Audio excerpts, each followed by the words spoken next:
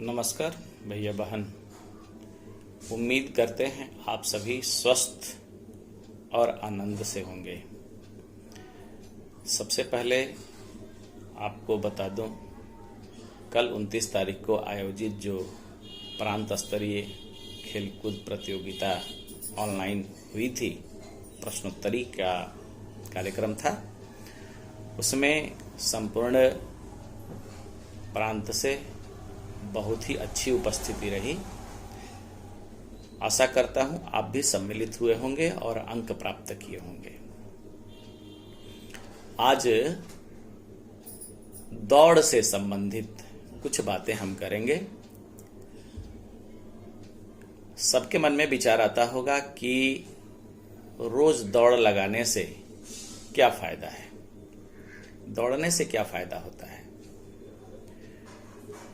तो शरीर को फिट रखने के लिए पहले तो व्यायाम आवश्यक है, परंतु उन व्यायामों में एक ऐसा व्यायाम है दौड़, जो हर तरह के फिटनेस को ठीक रखने में सहायक होती है। अब इसको यदि बिंदुशः हम देखें कि दौड़ से क्या क्या फायदे होते हैं, तो सबसे पहले एक बात है कि उम्र लंबी हो जाती है। यह रिसर्च में आया है कि देखा गया कि जो नियमित दौड़ लगाते हैं और जो नहीं, तो उनकी श्वसन क्षमता में दोनों में अंतर पाया जाता है। श्वास की गति, श्वास रोकने की गति दौड़ लगाने वालों में अधिक होती है, जिसके कारण उनकी आयु लंबी होती है। फिर उनके टिश्यूज, सेल्स, ये सभी काफी मजबूत हो जाते हैं। इसलिए कहा जाता है कि प्रत्येक दिन सुबह दौड़ लगाने से शरीर हमेशा फिट रहता है। ऐसा देखा गया है कि जीवन और मृत्यु दर में भी परिवर्तन आया है। जो अधिक, ये रिसर्च का मामला है और रिसर्च में पाया गया है, फिजिकल एजुकेशन ने ऐसा रिसर्च किया था, देखा कि जो कम से कम 3 से 7 मिनट तक प्रतिदिन व्यक्ति दौड़ता है और जो नहीं दौड़ता है, उनमें मृत्यु दर की और जीवन की अनुपात जो है बहुत अधिक है। यानी दौड़ लगाने वालों की मृत्यु दर कम और नहीं लगाने वालों की मृत्यु दर अधिक।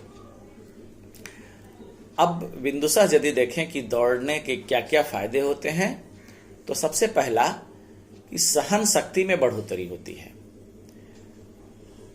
हमारे मन के अंदर बहुत से ऐसे विकार हैं जो हमेशा रहते हैं। कभी क्या होता है कि छोटी छोटी बातों पर हमें गुस्सा आ जाता है, किसी के विचार हमें पसंद नहीं आते हैं, मन चिड़चिड़ा सा हो जाता है, चिड़चिड़ापन बढ़ जाता है, किसी की बात को सहने की क्षमता नहीं रह जाती है। लेकिन यदि हम प्रत्येक दिन सुबह 3 से 7 मिनट तक दौड़ लगाते हैं, तो हमारे अंदर की सहन शक्ति काफी बढ़ जाती है। दूसरा है कि वजन कम करने में सहायक। आप देख रहे हैं कि प्रत्येक दिन हमें ऐसा, पीछे मैंने वीडियो में बताया भी था कि बीएमआई के माध्यम से कि किस वजन के, किस उम्र के और किस लंबाई के व्यक्ति को कितना वजन होना चाहिए। तो उसी तरह से शरीर अधिक मोटा नहीं होना चाहिए, हमारी वजन सीमित होनी चाहिए। अब वजन किसी का अधिक हो जाता है, तो उस वजन को कम करने में दौड़ बहुत सहायक होता है। कहते हैं कि दौड़ने से 708 से 868 कैलोरी ऊर्जा बर्न होती है। इसलिए बहुत तेजी से हमारे वजन को घटाने में यह दौड़ सहायक होता है। तीसरा क्या है कि शारीरिक मजबूती मिलती है। दौड़ने से हमारे शरीर के सभी अंग प्रत्यंग, चाहे एक्सटर्नल हो या इंटरनल हो, सभी क्रियाशील हो जाते हैं और कार्य रहते हैं। एक्सटर्नल में आप देखते हैं पांव से लेके हाथ, सर, सीना, सभी एक्टिव रहते हैं, ठीक उसी तरह से इंटरनल ऑर्गन्स में देखते हैं लंग्स, हार्ट, ये सारे एक्टिव हो जाते हैं और कार्य करने लगते हैं, तो इनमें भी मजबूती आती है। शरीर का लिगामेंट, टेंडन, इनमें भी विकास होता है, ये मजबूत होते हैं। चौथा क्या है कि सबसे बड़ी बात कि मानसिक स्वास्थ्य को बढ़ावा मिलता है। मानसिक स्वास्थ्य को बढ़ावा कैसे मिलता है कि दौड़ने से एंड्रोफिन नामक एक रसायन निकलता है जो कि हमारे मानसिक स्वास्थ्य को ठीक रखता है और उसको स्वस्थ बनाता है। हमारे दिमाग में नेगेटिव थॉट्स नहीं आ पाते हैं, हमेशा हमारी सोच सकारात्मक बनती है, इसलिए मानसिक स्वास्थ्य भी ठीक ठाक रहता है। अगला, भय और तनाव से मुक्ति मिलती है। जैसा कि मैंने पहले बताया कि एक्सटर्नल पार्ट्स तो हमारे मजबूत होते ही हैं, इंटरनल्स नहीं, तनाव, फिर डर हमारे अंदर से समाप्त होती है, इससे हमें मुक्ति मिलती है। सबसे बड़ी बात अगला क्या है कि आज पूरे भारत में, यह एक पूरे भारत ही नहीं कहा जाए, पूरे विश्व में एक बहुत बड़ी समस्या हो गई है डायबिटीज, ब्लड शुगर, जिसको हिंदी में मधुमेह कहते हैं। यह ब्लड शुगर को कंट्रोल करने के लिए बहुत ही आवश्यक है। आप जाते होंगे, देखते होंगे, जो भी डायबिटिक होते हैं उनको अगर डॉक्टरी सलाह में रहते हैं तो डॉक्टर सारी दवाइयों के बावजूद कहता है कि प्रत्येक दिन 4 से 5 किलोमीटर वॉक जरूर करें, टहले जरूर, धीमे ही दौड़ें, लेकिन दौड़े जरूर, शरीर से पसीना जरूर निकालें।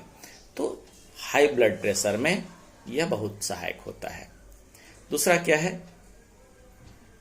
फिर डायबिटीज में भी सहायक, चाहे हाई ब्लड प्रेशर में भी सहायक होता है। हमारा ब्लड सर्कुलेशन जो होता है कभी कभी उच्च हो जाता है, रक्तचाप बढ़ जाता है, जिससे हमारे अंदर तमाम बीमारियां आती हैं, तो उनको भी कंट्रोल करने के लिए दौड़ बहुत आवश्यक है। दौड़ने से हाई ब्लड प्रेशर भी हमारा कंट्रोल रहता है।